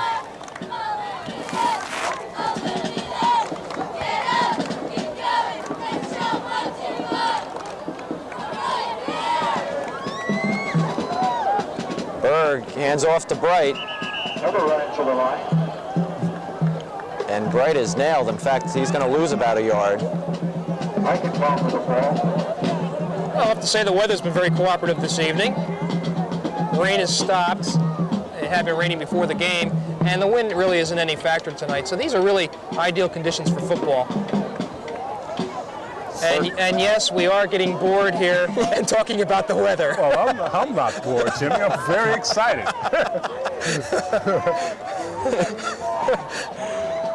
It's been a long season. Berg looking to throw. He's got his man. And there's a flag. That was Minato. Pass complete. Let's see what the flag is. Looks like it might be roughing the passer. Berg on a quick look in hits Minato. Which, by the way, John, is the first completion for Cedar Ridge this evening. Good point, Jim. It is against East Brunswick. It'll give Cedar Ridge an automatic 1st down, and the ball will be moved out to the Cedar Ridge 31. I didn't catch the signal yet. I think it might have been a roughing the passer. Okay, Phil, I didn't see it either. Yeah, that had to be the call if they tacked it on after the play. So the 1st and 10 for the Cougars. The ball's on the 31-yard line. The Cougars on their own 31, 1st and 10. They trail 28-0 with 1:36 to go in the 3rd period. And here we go with the razzle-dazzle reverse to Minato. Minato with the ball. And that's their best yardage they've gained tonight, honestly, you know, from the line of scrimmage. That little reverse that they have. All right, East Brunswick has shown that it can stop anything going up the middle. Cedar Ridge has to resort to going to the outside. It'll be 2nd down now and about 4. Ball's on the 38-yard line. Ball on the Cedar Ridge 37 now. Let's call it 2nd and 4. We're down to a minute left here in the 3rd period. East Brunswick's out front, 28-0. Cedar Ridge taking a lot of time on this drive. Berg looking to throw again. He's pressured out of the pocket. It's going to be intercepted. Let's see if I think that's Dave Novak. By Dave Novak. Yeah, it is, number 38. 1st and 10 for the Bears. John, I was watching that play from the snap of the ball, and the defensive backfield just simply had every receiver covered. They knew a pass was going to be coming. Right. And Novak elected to step in front of the ball. He knew he had some help from behind. It's 1st down and 10 for the Rather picturesque interception if I ever saw one. 4th turnover, and I believe we have a new quarterback in. That's Mark Badallo. That's Badallo, number 7. And Badallo hands off to, couldn't catch a number there. Let's see who gets up out of that pile. Dave Goldstein on the Number 23, Dave Goldstein. So we've had some changes here. It'll be 2nd down and 10.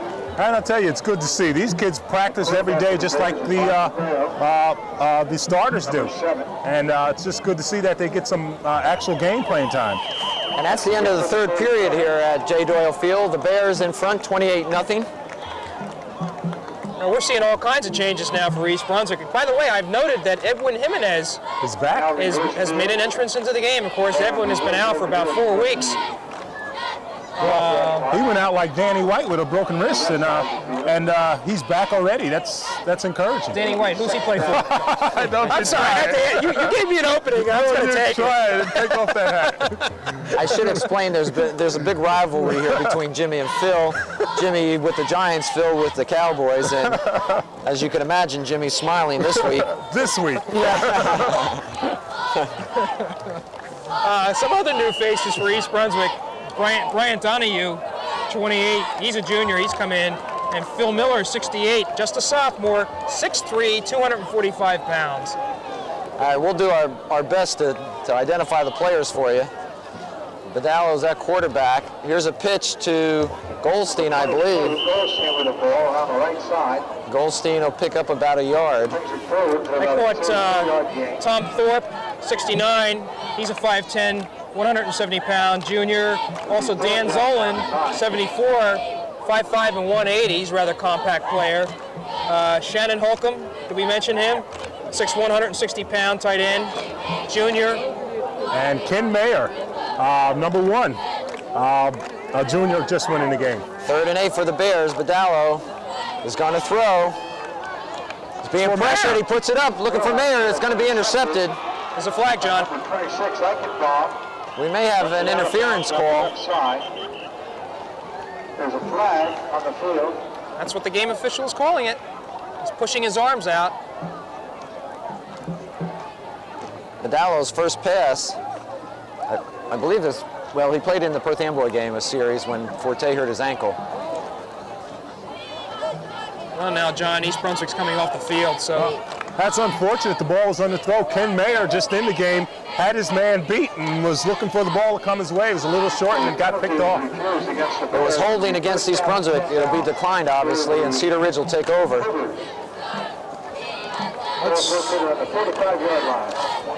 Well, I'm sure East Brunswick does not want to be scored on tonight, but they are putting in a couple of new faces. John Flynn, 6'2", 170-pound junior, is in there at linebacker.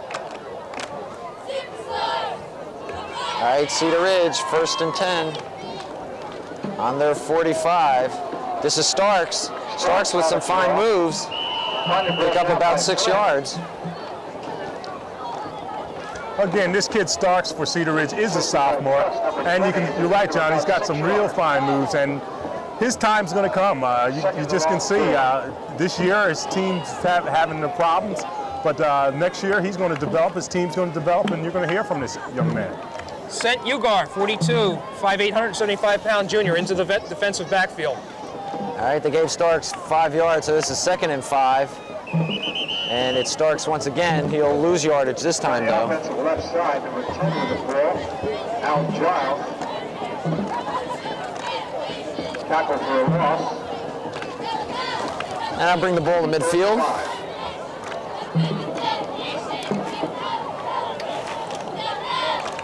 And it'll be 3rd and about 7 now for Cedar Ridge.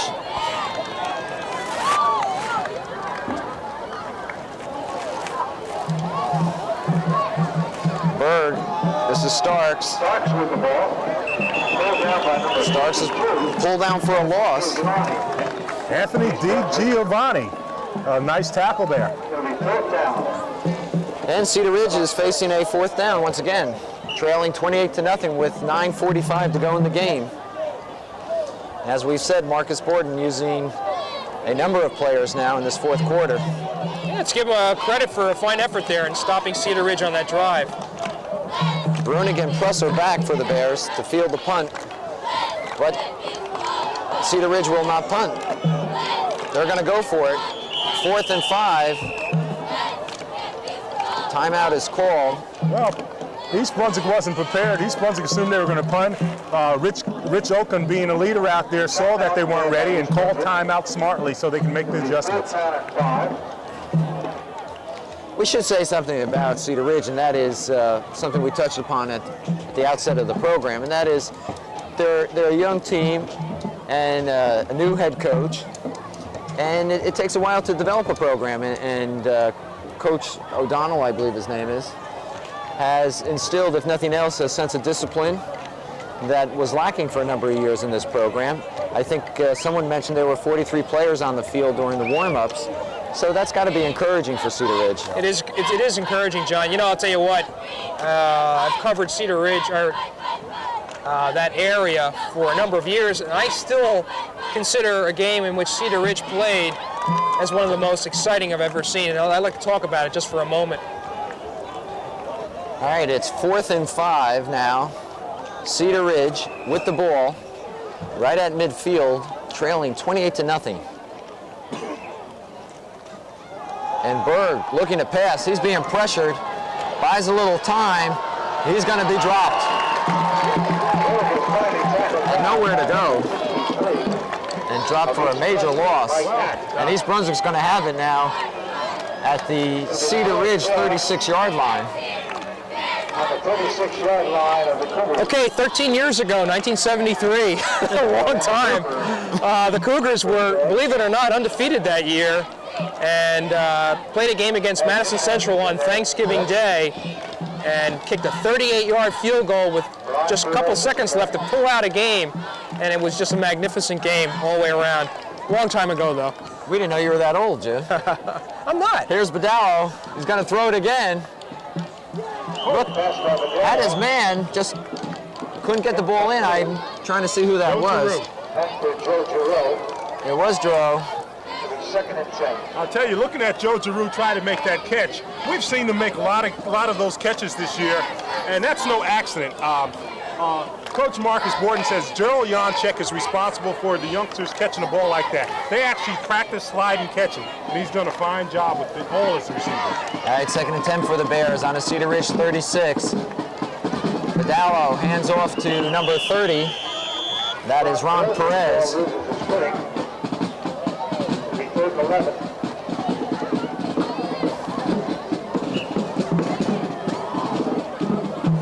Perez will lose a yard, so it'll be 3rd and 11. Clock is running. We're down to 8:35 in the game.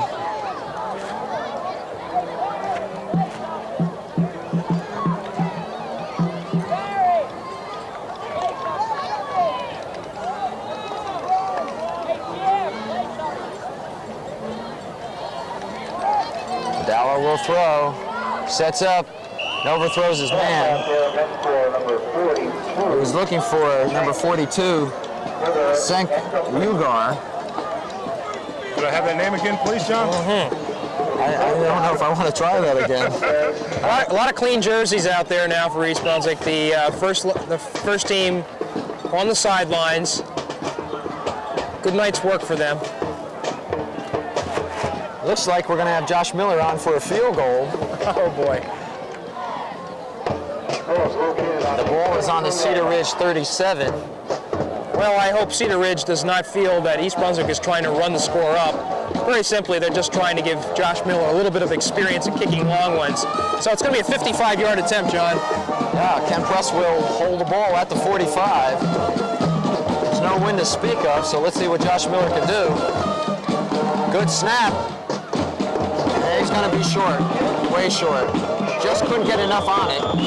And so the ball goes into the end zone, and Cedar Ridge will have it 1st and 10 on their own 20. It would have been good for about a 48-yarder, but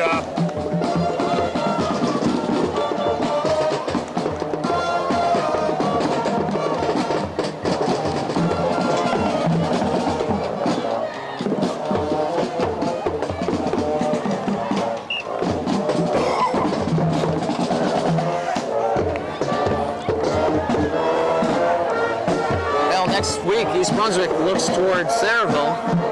And maybe, Jim, we get a little time here.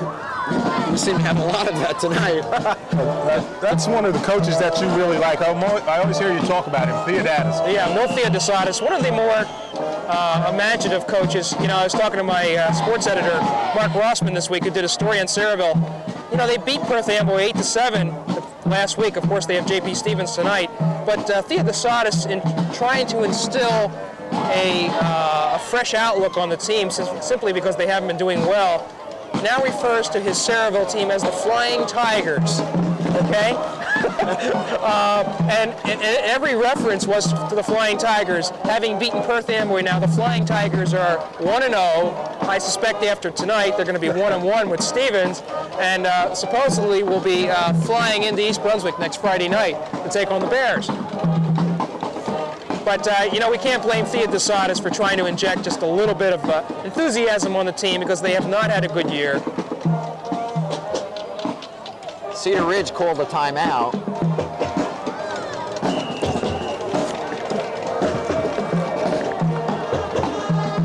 As we resume action, we have a new quarterback, and that's Flynn.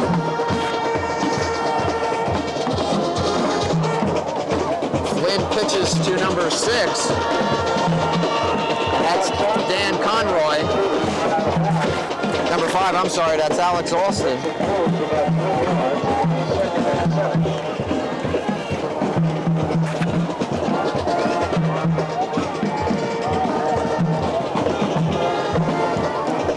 So Cedar Ridge is making some changes, bringing in some players. We're down to 8 minutes to go in the game. East Brunswick in the lead, 28-0. Of course, we should also mention the boys' soccer team. I neglected to do that. We'll pick that up in a second. 2nd and 8 for Cedar Ridge. Ball on their own 22. And they're still running the ball. And talking about the boys' soccer team, 16-2-1.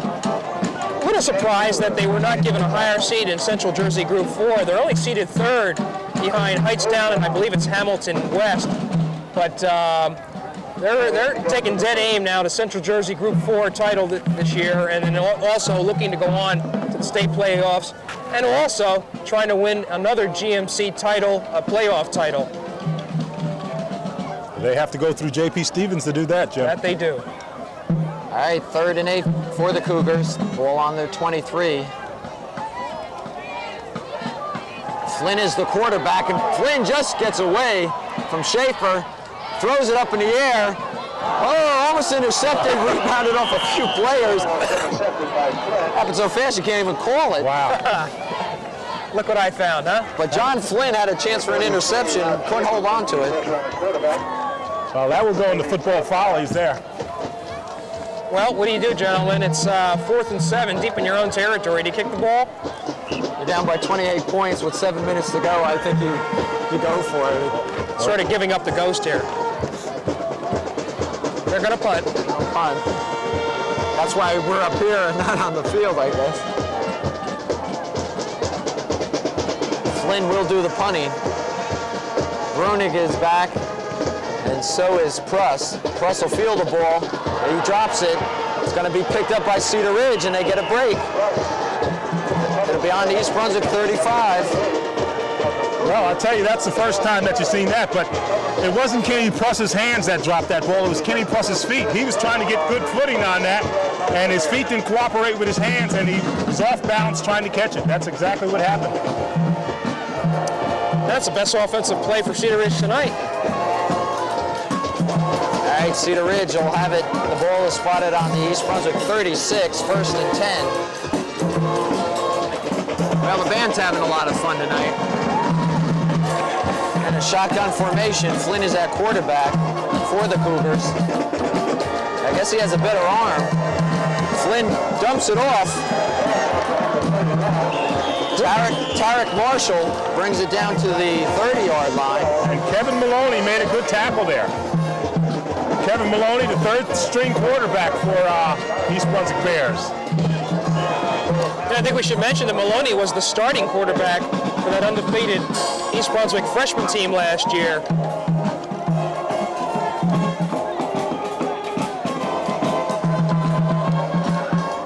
You got Joe Giroux back at safety, and you got Ken Mayers on another corner there. So Marcus isn't trying. Marcus is letting the young people play. Cedar Ridge with a 2nd and 5. The ball on East Brunswick 30. Somehow Flynn was able to dump the ball off to Marshall.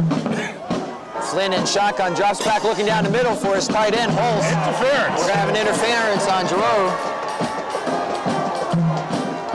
Well, I tell you, it's really an unfortunate call because the ball couldn't have been caught. Matter of fact, if it was in a pro ball, they probably wouldn't have thrown the flag because the ball was really way over the receiver's head. All right, that'll give Cedar Ridge a first down. Well, we have something interesting here now. Okay, it's a 15-yard penalty, so that's going to bring it to about the 15-yard line. From the line of scrimmage, it's marked. That's correct. So East Brunswick will find itself in a position now of trying to keep Cedar Ridge from scoring. I'm sure they want to do that tonight. And still Marcus Borden has not put his frontliners in there. I think that supports what we said before about the field goal attempt. All right, the Cougars, Flynn at quarterback on the 15-yard line of East Brunswick. This is Bright. And Bright gets back to the line of scrimmage.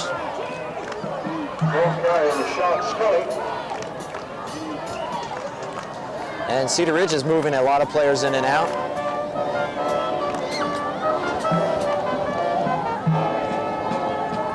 We're down to 5:20 to go in the game.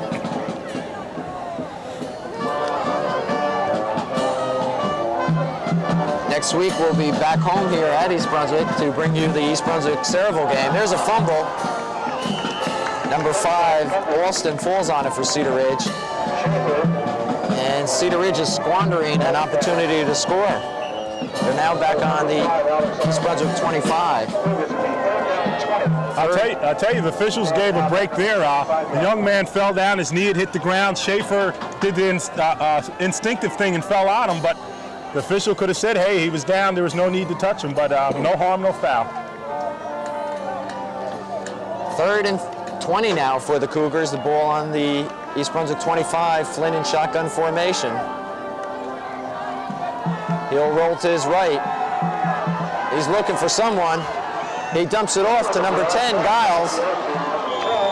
Giles brings it down to the 5-yard line. Pretty play. Well, but it's an instinctive play. He came pretty close to running past the line of scrimmage and caught East Brunswick defenders in no man's land, and you were almost sure he was going to run it, and he let it go at the very last moment. Not much they could do about it. All right. By the way, Ken Flynn, who's the quarterback for Cedar Ridge, is a junior, 6 foot, 160 pounds, and he's taken over for Mark Berg, who started the game, and he's moving him a little bit here. The ball is spotted at the East Brunswick 5, 1st and goal for Cedar Ridge. A little mix-up in the backfield, that's Marshall, and he gets back to the line of scrimmage. Marshall with the ball. Tackle for a loss. I do want to say we've talked about the soccer teams, and I want to mention that the boys gymnastic team is on the verge of possibly their 14th state championship. They are undefeated. They won, I believe, last night, that being Thursday, beating Raritan, so they're 9-0.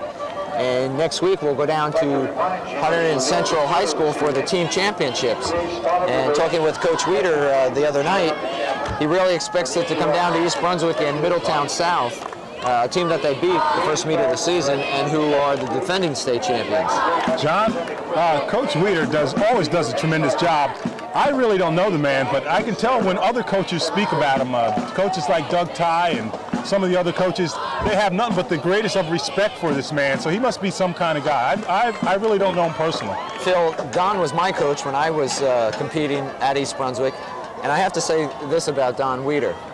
He is one of the most sincere men I've ever met, one of the most interested. And a little known fact about Don Weeder that I would say close to 90% of his athletes, his gymnasts, go on to college and compete or at least finish college. Wow, it's great. All right, Flynn now from the 5. Looking over the middle, fine defensive play.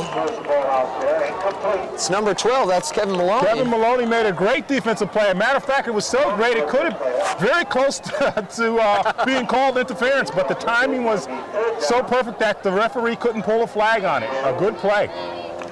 Brings up 3rd and 4 for the Cougars. 3rd and 4 for a score. And they have yet to get on the board. They trail 28-0 with 3:41 to go in the game.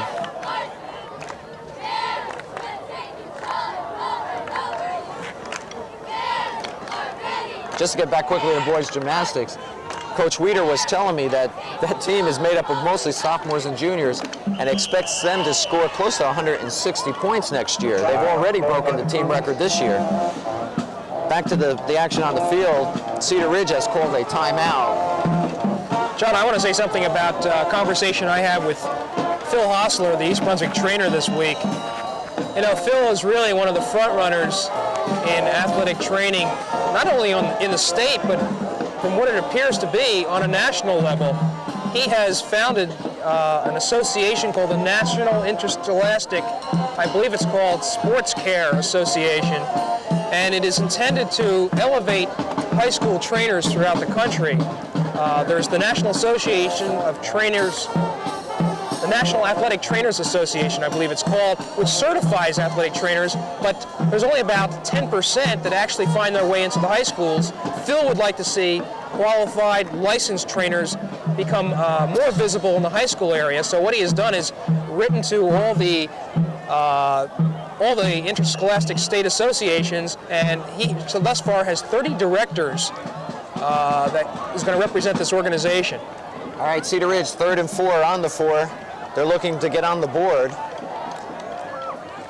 Confusion in the backfield, a little pitch around. Woo! And they shut him down. Number 44, that's Hoyt. That's Flynn. Flynn, rather, I'm sorry. John Flynn, a really nice play on that play. Just to wrap up about Phil Hostler, he tells me there's 3 things that the association that he has founded is going to key on. Number 1, a quarterly magazine which deals with athletic training subjects, a seminar on assessing body composition, I understand. Apparently it's very important. And also they're looking to do sponsor a 3-credit postgraduate college course, and are negotiating with a college in Florida right now. All right. Thanks for that information, Jim. That play dropped Cedar Ridge back to the 11-yard line, and now they're facing a 4th and goal from the 11. There's Flynn again. And that'll shut out Cedar Ridge with 2:46 to go in the game. I'll tell you, John Flynn, 6'2", 175-pound junior, and you're going to hear from him next year. A good-looking young ball player. As a matter of fact, give a hand to that entire second-string East Brunswick defensive unit right there. They just did a fine job. All right, the Bears will take over. 1st and 10 on their own 22. I see A. Flynn getting a lot of congratulations from the team. Well deserved. Medallo at quarterback. This is Goldstein. Goldstein will be up close to the 25. Just a comment on Phil Hostler. He must have a very understanding wife, because he practically lives at that high school. He's at every major sporting event, or I should say every sporting event. He's around, and literally he's there from around 7:30 in the morning to sometimes 10 o'clock at night. Wow. Medallo on the pitch. Goldstein can't get outside. He'll get up to the 25. They'll bring up a 3rd down and about 7 for the Bears. Clock is running. We're down to 1:42 in the game. And as always, we'd like to thank Pete Canamessa and Dave Ambrosi, who provide the camera work and all the technical assistance to make our job very easy up here. And quite honestly, without their help, we couldn't provide you with this coverage. And as always, if you have any comments about Channel 8 Sports, we'd love to hear from you. Feel free to call the library anytime. Woo! Joe Giroux from Medallo. Pretty pass and pretty catch. I'll tell you, a real nice catch by Joe Giroux. I've been corrected. We've been saying Giroux like Al Giroux, but the correct pronunciation is Joe Giroux, and he made a fine catch there. Can you imagine Forte's receivers when he's a senior? Wow. Giroux and Dave Potter. Okay, the Bears 1st and 10 on their own 37. This is Perez. Perez be close to a 1st down for the Bears. Perez brings the ball forward to the 47-yard line. It's good to see this. I think you mentioned it before, Jim. Giving the second team time to play. Obviously, these kids, as Phil said, practice all week long. They're excited about being out here, and we're pleased to be able to show them to you. Medallo, here's Goldstein, breaks through. He can get out to the outside. Oh, 1 man was left, but it's a 1st down. We're down to 30 seconds. And I apologize if I have not been able to identify every player that I've seen in there. I see a new one in there, Rosario Chetta, and a couple more coming in, Brett Baggett, and Oren Atlas. Oren Atlas, okay. The clock is now running. We're down to 17 seconds. 1st and 10 on the Cedar Ridge 42. This is Goldstein, I believe. Flag is thrown. No, that was Brett Babick with the carry. Babick shows some running ability there. Wow. It's just amazing all the young players they have. Well, a clipping call. And Brett's a sophomore. I'll tell you, it's a credit, it's really a credit to the Pop Warner organizations, the Golden Bears and the St. Bart's. A lot of the Pop Warner Golden Bear players we see here, and a lot of St. Bart's too. Of course, many St. Bart players go on to a lot of the private schools and play. But it's a great credit to those organizations. 3 seconds, 2 seconds, that'll do it. And East Brunswick has shut out Cedar Ridge 28-0. And they pick up their 5th win of the season, and now extend their record to 5-2-1. And as you see the teams meet out the center of the field, not much of a surprise. We expected maybe a little bit more from Cedar Ridge, but that East Brunswick defense, that first team defense, actually just shut them down. And so without much of a passing offense, Cedar Ridge was really left out in the cold, so to speak. Yeah, John, we said it, I think, at the beginning of the game. East Brunswick playing very relaxed tonight, knew that what its job was. Forte not really being called on tonight to utilize the passing game as we know he can. The running game worked very, very well. And I think it was just a well-played game by every East Brunswick player. The offensive line was looking very, very good, making big holes.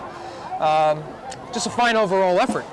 Phil, anything to add? Well, I sort of agree with Jimmy.